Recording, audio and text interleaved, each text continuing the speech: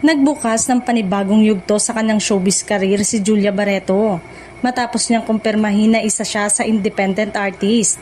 Kasunod ito ng kanyang pag-alis sa Viva Artist Agency na naging tahanan niya mula noong 2020 matapos ang mahigit 14 na taon sa ilalim ng Star Magic ng ABS-CBN. Dahil sa kanyang desisyon, mabilis na umugong ang iba't ibang espekulasyon sa social media.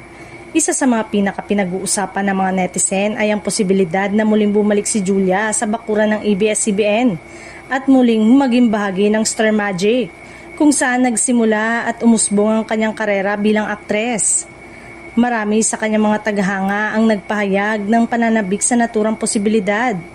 Ayon sa ilan, magiging magandang hakbang ito para sa aktres dahil maaari siyang muling makatrabaho ang ilan sa kanyang mga dating mga nakasama at mabigyan ng panibagong mga proyekto sa telebisyon at pelikula. Gayunpaman, hanggang sa kasalukuyan ay wala pang opisyal na kumpirmasyon mula kay Julia o sa Star Magic tungkol sa umano'y pagbabalik niya sa nasabing talent management agency. Nananatili lamang na haka-haka ang mga kumakalat na balita habang hinihintay ng publiko ang anumang opisyal na anunsyo. Sa kabila nito, maraming netizen ang naniniwalang mas bukas na ngayon ang mga oportunidad para kay Julia bilang isang independent artist dahil hindi na siya eksklusibong nakatali sa isang management company. Maaaring siya tumanggap ng iba't ibang proyekto mula sa iba't ibang network at production ka-outfits.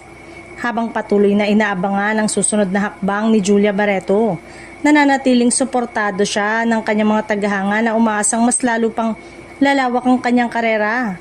Kung sakaling magkaroon ng opisyal na anunsyo tungkol sa kanyang magiging bagong management o posibilidad na pagbabalik sa Star Magic, tiyak na magiging malaking usapin ito sa industriya ng showbiz.